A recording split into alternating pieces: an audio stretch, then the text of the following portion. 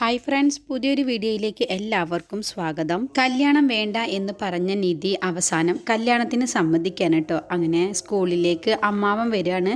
എന്നിട്ട് കല്യാണ ചെക്കൻ്റെ ഫോട്ടോ അങ്ങ് കാണിച്ചു കൊടുക്കാൻ കേട്ടോ. അപ്പോഴൊക്കെ പറയുന്നുണ്ട്, എത്ര വലിയ സുന്ദരനാണെങ്കിലും അമ്മാവ എനിക്ക് ഈ കല്യാണം വേണ്ട എന്ന് വീണ്ടും നിധി പറയുമ്പോൾ, നീ ഒന്ന് ഈ ഫോട്ടോ നോക്ക്, അപ്പോൾ നിനക്ക് മനസ്സിലാവും ആരാണെന്നുള്ളത് എന്നങ്ങ് പറഞ്ഞിട്ട് ആ ഫോട്ടോ കാണിച്ചു കൊടുക്കാൻ കേട്ടോ മൊബൈലിൽ. അപ്പോൾ അത് ഗൗതമായിരിക്കും കേട്ടോ. ഗൗതമിനെ കണ്ടതോടുകൂടി നിധി തന്നെ ആകെ അത്ഭുതപ്പെടുകയാണ്. ഗൗതം സാറോ എന്നൊക്കെ നിധി ചോദിക്കുമ്പോൾ, അതെ, ഗൗതം തന്നെയാണ് നിന്നെ കല്യാണം ആലോചിച്ച് വന്നിട്ടുള്ളത്.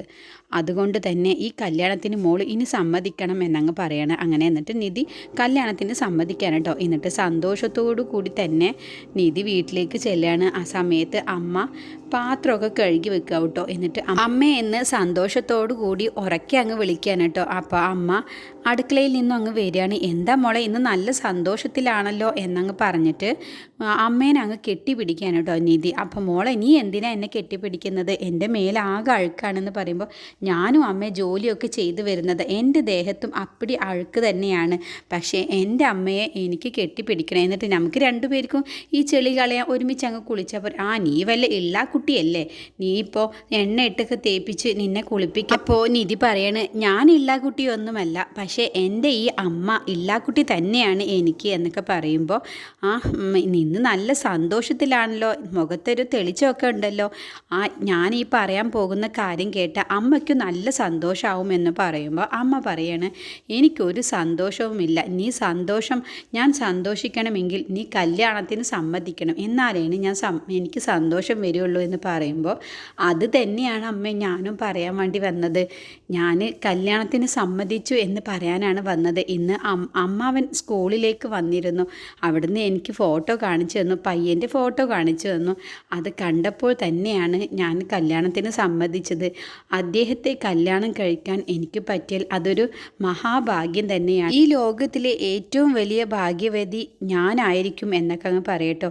അദ്ദേഹത്തെ നല്ലൊരു സ്വഭാവമുള്ള വ്യക്തി തന്നെയാണ്. കല്യാണം കഴിഞ്ഞാലും ഭാര്യയുടെ വീട്ടുകാരെ ഒരിക്കലും ഭാര്യ വെറുക്കരുത് എന്നുള്ള ആ ഒരു വ്യക്തിത്വമൊക്കെ ഉള്ള ഒരു മനുഷ്യനാണ്.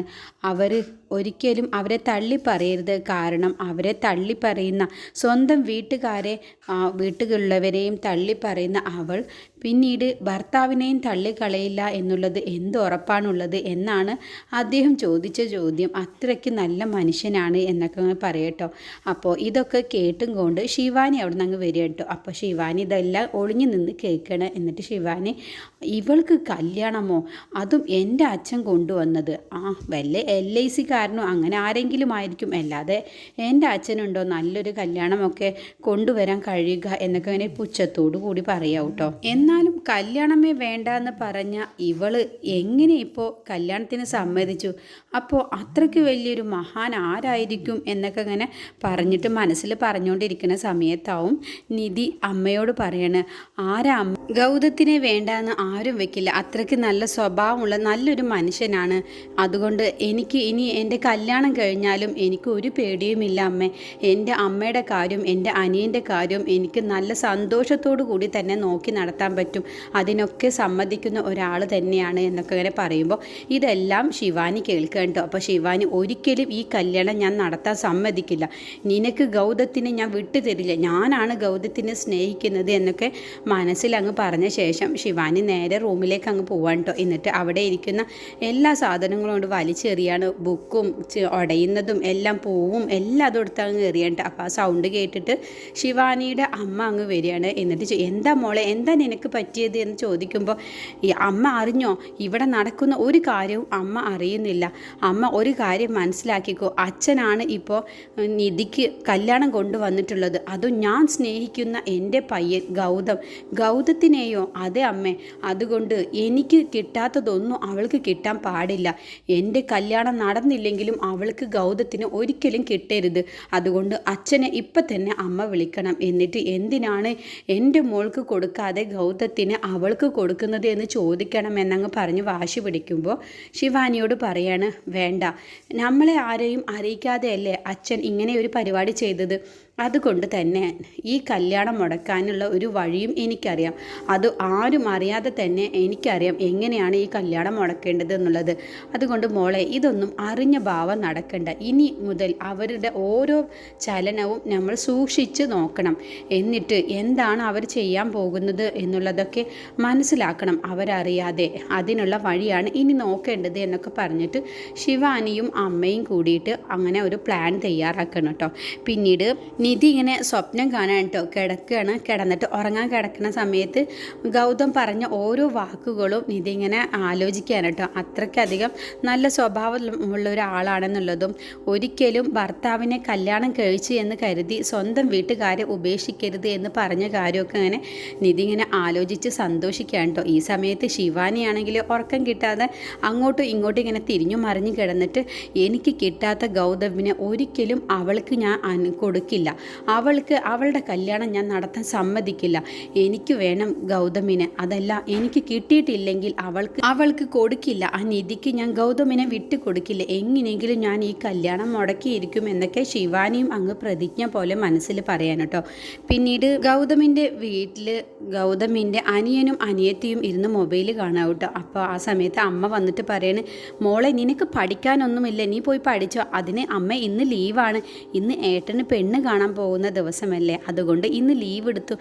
നീ ഓരോ മുട്ടുന്യായങ്ങൾ പറഞ്ഞു, എന്നിട്ട് പരീക്ഷയ്ക്ക് മാർക്ക് കുറഞ്ഞ നിനക്ക് എൻ്റെ കയ്യിൽ നിന്ന് നല്ലത് കിട്ടും എന്നൊക്കെ പറയുമ്പോൾ ഇല്ല അമ്മ, ഇന്നത്തെ ഒരു ദിവസമല്ലേ ഉള്ളൂ എന്നൊക്കെ പറയുമ്പോൾ എവിടെ വസുന്ധരാമ്മ എവിടെ എന്ന് ചോദിക്കാൻ കേട്ടോ. അപ്പോൾ മുകളിലുണ്ട് അമ്മ എന്ന് പറയാണ്. എന്നിട്ട് വസുന്ധരയുടെ അടുത്തേക്ക് പോകുന്ന സമയത്ത് വസുന്ധര നല്ല ടെൻഷനായിട്ട് തന്നെ എന്തോ ഒരു ആലോചനയിൽ അങ്ങോട്ടും ഇങ്ങോട്ടും ഇങ്ങനെ നടക്കുകയാണ് കേട്ടോ. അപ്പോൾ കാര്യം മനസ്സിലാവുകയാണ് ഗൗതമിൻ്റെ അമ്മയ്ക്ക്. ഇതെന്താ ഇപ്പോൾ കല്യാണം, ഗൗതമിന് ദീർഘസുമംഗലിയുള്ള ഒരു കുട്ടിയെ കിട്ടി, എന്നിട്ട് എന്താ ഇങ്ങനെ ആലോചിക്കുന്നത്? ഇനിയിപ്പോൾ ആ MG റോഡിലുള്ള പ്ലോട്ടിനെ കുറിച്ചിട്ടാണാവോ ആലോചിക്കുന്നത്? അതെങ്ങാനും അവിടെ പോയിട്ട് ചോദിച്ചിട്ടുണ്ടെങ്കിൽ എല്ലാ കള്ളിയും പൊളിയും എന്നൊക്കെ ഇങ്ങനെ പേടിച്ചുകൊണ്ട് ഇങ്ങനെ ആലോചിക്കാൻ കേട്ടോ. എന്നിട്ട് താഴേക്ക് പോയിട്ട് ഗൗതമിൻ്റെ അനിയനോടും അനിയത്തിയോടും അമ്മ പറയാണ്, എന്താണെന്നറിയില്ല വസുന്ധര, അമ്മ എന്തോ ഒരു ടെൻഷനിലാണ്, എന്താണെന്ന് അറിയാൻ എന്തെങ്കിലും ഒരു വഴിയുണ്ടോ എന്ന് ചോദിക്കുമ്പോൾ വഴിയൊക്കെ ഞങ്ങൾ കണ്ടെത്തി തരാം, പക്ഷേ ഞങ്ങൾക്ക് അതിനുള്ള പ്രതിഫലം തരണമെന്നങ്ങ് പറയുമ്പോൾ അമ്മ പറയാണ്, നിങ്ങൾ ആളുകൾ കൊള്ളാലോ, ഈ ഒരു നിസ്സാര കാര്യത്തിന് നിങ്ങൾക്കിപ്പോൾ പൈസയും വേണം, പിന്നെ എൻ്റെ ഫ്രണ്ട്സുകൾക്കൊക്കെ ട്രീറ്റ് കൊടുക്കണമെങ്കിൽ അതിന് പൈസ വേണ്ടേ, അപ്പോൾ അമ്മ ഞങ്ങൾക്ക് പൈസ തന്നാൽ മതി എന്നങ്ങ് പറയട്ടോ. അപ്പോൾ എന്താണെന്ന് വെച്ചാൽ നിങ്ങൾക്ക് ഞാൻ തരാം, ആദ്യം എന്താണ് ഇങ്ങനെ ആലോചിക്കുന്നതിൻ്റെ കാരണം വസുന്ധര, അമ്മ എന്താണ് ആലോചിക്കുന്നുള്ളത് നിങ്ങളൊന്ന് കണ്ടെത്തിത്തായോ എന്ന് പറഞ്ഞിട്ട് അവർ രണ്ടുപേരും കൂടിയിട്ട് വസുന്ധരയുടെ അടുത്തേക്ക് അങ്ങ് ചെല്ലാൻ കേട്ടോ. എന്നിട്ട് ഒരു ഗ്ലാസ് ജ്യൂസ് കൊണ്ടു കൊടുക്കുകയാണ്. അപ്പോൾ എന്താ, എന്നെ സോപ്പിടാനാണോ ഈ ജ്യൂസ് എന്ന് ചോദിക്കുമ്പോൾ അല്ല, എന്തോ ടെൻഷൻ അടിച്ചിട്ടാണല്ലോ വസുന്ധരാമ്മ നടക്കുന്നത്, അപ്പോൾ ഒന്ന് റിലാക്സ് ആയിക്കോട്ടെ എന്ന് കരുതി കൊണ്ടുവന്നാണ് പറയുമ്പോൾ അത് വസുന്ധരയ്ക്ക് നല്ല ഇഷ്ടമാവുന്നു കേട്ടോ. എന്നിട്ട് എന്തിനാ അങ്ങനെ ടെൻഷൻ ആവുന്നത്, ഈ കല്യാണ ആലോചന കുറിച്ചിട്ടാണോ? അതിന് അവർ പാവങ്ങളാണെങ്കിലും എന്താ, അവർക്ക് ദീർഘസുമംഗലി യോഗമുള്ള ജാതകമുണ്ടല്ലോ, അതുകൊണ്ട് തന്നെ ഏട്ടന് ഒരു ദോഷവും വരില്ലല്ലോ, പിന്നെ എന്തിനാ വസുന്ധരാമ്മ ഇങ്ങനെ ടെൻഷൻ ആവുന്നത്, ഇനി സ്ഥലത്തിൻ്റെ കാര്യം ആലോചിച്ചിട്ടാണോ എന്നൊക്കെ ചോദിക്കും. അതൊന്നുമല്ല, ഞാൻ ആലോചിക്കുന്നത് അവൾ ഈ വീട്ടിലേക്ക് വരാൻ യോഗ്യതയുള്ളവളാണോ എന്നാണ് ഞാൻ ആലോചിക്കുന്നത് എന്നൊക്കെ പറയട്ടോ. അപ്പോൾ അതിന് ഞാൻ ആ പെൺകുട്ടിയോട് 3 ക്വസ്റ്റ്യൻസ് ചോദിക്കും, ആ 3 ക്വസ്റ്റ്യൻസിനും ശരിയായ ഉത്തരം അവൾ പറയുകയാണെങ്കിൽ അവളെ ഞാൻ എൻ്റെ ഗൗതമിൻ്റെ വധുവാക്കും, അതല്ല എന്നുണ്ടെങ്കിൽ അവളെ വേണ്ട എന്ന് തന്നെ വെക്കും, അത് ഒരു ജാതകദോഷത്തിൻ്റെ പേരിലും പിന്നെ ഞാൻ അതിന് കോംപ്രമൈസ് ചെയ്യില്ല എന്നങ്ങ് പറയണം കേട്ടോ. അങ്ങനെ വസുന്ധര മക്കളും കൂടി ഈ സംസാരിക്കുന്നതെല്ലാം തന്നെ താഴെ ഗൗതമിൻ്റെ അമ്മയും അച്ഛനും കൂടി ഇങ്ങനെ ഒളിഞ്ഞു നിന്ന് കേൾക്കാൻ കേട്ടോ. എന്നിട്ട് വസുന്ധര പറയാണ്, ഞാൻ 3 ചോദ്യങ്ങൾ ചോദിക്കും, ആ ചോദ്യം എന്താണെന്നുള്ളത് ആ കുട്ടികൾ ചോദിക്കേട്ടോ. അതെന്തിനാ നിങ്ങൾ അറിയുന്നത്, അത് അവളുടെ മുഖത്ത് നോക്കി ഞാൻ ചോദിക്കുമല്ലോ, അപ്പോൾ നിങ്ങൾക്ക് കേട്ടാൽ പോരെ എന്ന് ചോദിക്കും. അത് പറ്റില്ല, എന്താ ഞങ്ങൾക്കും അതിനുള്ള ആൻസർ അറിയുമോ എന്ന് അറിയാനാണ് എന്ന് പറയട്ടോ. അപ്പോൾ 3 ചോദ്യങ്ങൾ അങ്ങ് പറയാണ്. ഒന്നാമത്തെ ചോദ്യം ഞാൻ അവളോട് ചോദിക്കുന്നത്, കല്യാണം കഴിഞ്ഞാൽ നീ ആരെ സ്നേഹിക്കും, നിൻ്റെ വീട്ടുകാരെയോ അതോ ഭർത്താവിൻ്റെ വീട്ടുകാരെയോ ആണോ സ്നേഹിക്കുന്നത് എന്ന് ചോദിക്കും എന്നങ്ങ് പറയട്ടെ. അപ്പോൾ ആ കുട്ടികൾക്ക് തന്നെ മറുപടി പറയാനാവാതെ ബുദ്ധിമുട്ട്, നിങ്ങൾക്ക് തന്നെ അതിനുള്ള ഉത്തരം കിട്ടുന്നില്ല അല്ലേ. എന്നാൽ രണ്ടാമത്തെ ചോദ്യം കേട്ടോ, ദൈവം നിന്നോട് ചോദിക്കുകയാണ്, നീ പണക്കാരിയായിട്ട് ജനിക്കണോ അതോ പാവപ്പെട്ടവളായിട്ട് ജനിക്കണോ എന്ന് ചോദിച്ചാൽ എന്ത് പറയും അതിന് ഉത്തരം എന്ന് ചോദിക്കുമ്പോൾ ആ കുട്ടികൾ പറയണം, അതിനെന്താ ഞങ്ങൾ പറയും പണക്കാരിയായിട്ട് തന്നെ ജനിച്ചാൽ മതി എന്നാൽ ഒരു ബുദ്ധിമുട്ടും ഇല്ലാതെ ജീവിക്കാലോ എന്നങ്ങ് പറയുമ്പോൾ വസുന്ധരാമ പറയും തെറ്റായ ഉത്തരമാണ്, അതല്ല ഇതിനുള്ള മറുപടി വേണ്ടത് എന്നങ്ങ് പറയട്ടോ. അപ്പോൾ മൂന്നാമത്തെ ചോദ്യം ഇതാണ്, തലയ്ക്ക് മീതെ നിനക്ക് ഒരു വലിയ പ്രശ്നം വന്നാൽ നീ അത് പരിഹരിക്കാൻ നിൽക്കുമോ അതോ അതിൽ നിന്നും ഓടി ഒളിക്കുമോ എന്ന് ചോദിക്കും എന്നങ്ങ് പറയുമ്പോൾ ആ കുട്ടികൾ പറയണ, അങ്ങനെ ഒരു പ്രശ്നം വന്നാൽ അത് പരിഹരിക്കാനൊന്നും ഞങ്ങൾ നിൽക്കില്ല, ഞങ്ങൾ അവിടുന്ന് ഓടി രക്ഷപ്പെടും എന്ന് പറയുമ്പോൾ അതും തെറ്റായ ഉത്തരമാണ്. അപ്പോൾ നിങ്ങൾക്ക് മൂന്ന് ചോദ്യത്തിൻ്റെയും ഉത്തരവും നിങ്ങൾക്ക് കിട്ടിയില്ല. എന്നാൽ ആ 3 ചോദ്യത്തിൻ്റെയും ഉത്തരവും ഞാൻ തന്നെ പറയാം, പക്ഷേ നിങ്ങൾ ആരോടും പറയരുത് എന്നങ്ങ് പറയട്ടോ. അപ്പോൾ ഇതൊക്കെ കേട്ടും കൊണ്ട് താഴെ ഗൗതമിൻ്റെ അമ്മയും അച്ഛനും ഒക്കെ നിൽക്കുന്നുണ്ടാവും. ഈ ഒരു കാര്യങ്ങളൊക്കെ നിധിയെ ഫോൺ വിളിച്ചിട്ട് പറയാം എന്നുള്ള ആ ഒരു പദ്ധതിയാണ് കേട്ടോ അവരുടെ മനസ്സിൽ. അങ്ങനെയെങ്കിലും ഈ കല്യാണം മുടങ്ങരുത് എന്ന് മാത്രമാണ് ഗൗതമിൻ്റെ അമ്മയുടെ മനസ്സിൽ. അങ്ങനെ ആ കുട്ടികൾക്ക് വസുന്ധരാമ്മ 3 ക്വസ്റ്റ്യൻ്റെയും ആൻസർ അങ്ങ് പറഞ്ഞു കൊടുക്കുകയാണ് കേട്ടോ. അപ്പോൾ അതൊക്കെ ഗൗതമിൻ്റെ അമ്മയും അച്ഛനും കേൾക്കുകയാണ്. എന്നിട്ട് നിധിയെ ഫോൺ വിളിച്ച് ഈ ഒരു 3 ചോദ്യം അവർ ചോദിക്കുമെന്നുള്ളതും അതിൻ്റെ ഉത്തരം ഇതാണെന്നുള്ളതും ആദ്യം തന്നെ പറയണം. എന്നാലെങ്കിലും ഈ കല്യാണത്തിന് ഒരു തടസ്സവും കൂടാതെ തന്നെ ഈ കല്യാണം നടന്നു കിട്ടണം എന്നുള്ള ആ ഒരു മനസ്സിലിങ്ങനെ കരുതുകയാണ് കേട്ടോ നിധിക്ക് ഫോൺ വിളിക്കാൻ വേണ്ടിയിട്ട്. അതുവരെ കേട്ടോ ഇന്നത്തെ എപ്പിസോഡിൽ കാണിച്ചിട്ടുള്ളത്. അടുത്ത എപ്പിസോഡിൽ നേരെ നിധിയുടെ ഫോണിലേക്ക് വിളിക്കുകയാണ് കേട്ടോ ഗൗതമിൻ്റെ അമ്മയും അച്ഛനും കൂടി ചേർന്നിട്ട്. എന്നിട്ട് വസുന്ധരാമ നിന്നെ കാണാൻ വേണ്ടി വന്നാൽ അവിടെ വെച്ച് നിന്നോട് 3 ക്വസ്റ്റ്യൻസ് ചോദിക്കും, അത് ഇതാണെന്നുള്ള കാര്യവും ഒക്കെ പറയണം. അപ്പോൾ അതിൻ്റെ ആൻസർ കൂടി ഞാൻ പറഞ്ഞു തരാം എന്ന് പറയുമ്പോൾ നിധി നേരെ തിരിച്ചായിട്ട് പറയട്ടെ. നിധി പറയും, വേണ്ട അമ്മേ, എനിക്ക് ആൻസർ ഒന്നും പറഞ്ഞു തരണ്ട, കാരണം അത് തെറ്റായ ഒരു തീരുമാനമല്ലേ, എന്നോട് ചോദിക്കുന്ന ചോദ്യത്തിന് എനിക്കറിയാവുന്ന ഉത്തരമല്ലേ ഞാൻ പറഞ്ഞു കൊടുക്കേണ്ടത് എന്ന് പറയുമ്പോൾ നിധിയുടെ ഈ ഒരു നല്ല സത്യസന്ധത കാണുമ്പോൾ അവർക്ക് തന്നെ നല്ല സന്തോഷമാവുകയാണ് കേട്ടോ. എന്നിട്ട് പറയണം, അതല്ല മോളെ, ഞാൻ പറഞ്ഞു തരുന്നത് ഈ കല്യാണം അങ്ങനത്തെ ഒരു പേരിൽ പോലും മുടങ്ങരുത് എന്ന് കരുതിയിട്ടാണെന്ന് പറയുമ്പോൾ എന്നാൽ അമ്മ എന്നോട് ചോദിക്ക്, എന്നിട്ട് ഞാൻ പറയുന്ന ഉത്തരം ശരിയല്ലെങ്കിൽ അമ്മ എനിക്ക് ഉത്തരം പറഞ്ഞു തന്നാൽ മതി എന്നങ്ങ് പറയട്ടോ. എന്നിട്ട് ചോദിച്ച ചോദ്യങ്ങൾക്കൊക്കെ നല്ല കൃത്യമായിട്ട് തന്നെ നിധി നല്ല പോലെ ഉത്തരം കൊടുക്കാൻ കേട്ടോ. അപ്പോൾ അത് കേൾക്കുമ്പോൾ അമ്മയ്ക്ക് തന്നെ നല്ല സന്തോഷമാവാണ് കേട്ടോ. എന്നിട്ട് ഈ 3 ചോദ്യത്തിനുള്ള നല്ല കിടിലം ഉത്തരം തന്നെയാണ് നിധി കൊടുക്കുന്നത്. അപ്പോൾ അത് കേട്ടപ്പോൾ അമ്മയ്ക്ക് നല്ല സന്തോഷമാവുകയാണ്. എന്നിട്ട് ഫോൺ വെച്ച ശേഷം അമ്മ അച്ഛനോട് പറയുന്നുണ്ട്, നല്ലൊരു മരുമകളെയാണ് നമുക്ക് കിട്ടാൻ വേണ്ടി പോകുന്നത്. ദൈവം ഇതുവരെയും എൻ്റെ മോൻ്റെ കല്യാണം നടത്താതിരുന്നത് കൊണ്ട് തന്നെ എൻ്റെ മോൻ്റെ കല്യാണം ഇതുവരെ നടക്കാത്തതിൻ്റെ പേരിൽ ഇപ്പോൾ എനിക്ക് കിട്ടി പോകുന്ന മരുമകൾ എനിക്ക് ഒരു വരം പോലെ തന്നെയാണ് ദൈവം എനിക്ക് തന്നിട്ടുള്ളത് എന്നൊക്കെ ഇങ്ങനെ നല്ല കാര്യങ്ങൾ നിധിയെക്കുറിച്ച് ഇങ്ങനെ അമ്മ പറയുന്നൊക്കെ ഉണ്ട് കേട്ടോ. അങ്ങനെയുള്ള ഒരു എപ്പിസോഡാണ് ഇനി വരാനിരിക്കുന്നത്. അങ്ങനെ ശിവാനിയും അമ്മയും കൂടിയിട്ട് പെണ്ണ് കാണൽ ചടങ്ങിൽ ശിവാനിയാണ് കേട്ടോ കാണിച്ചു കൊടുക്കുന്നത്.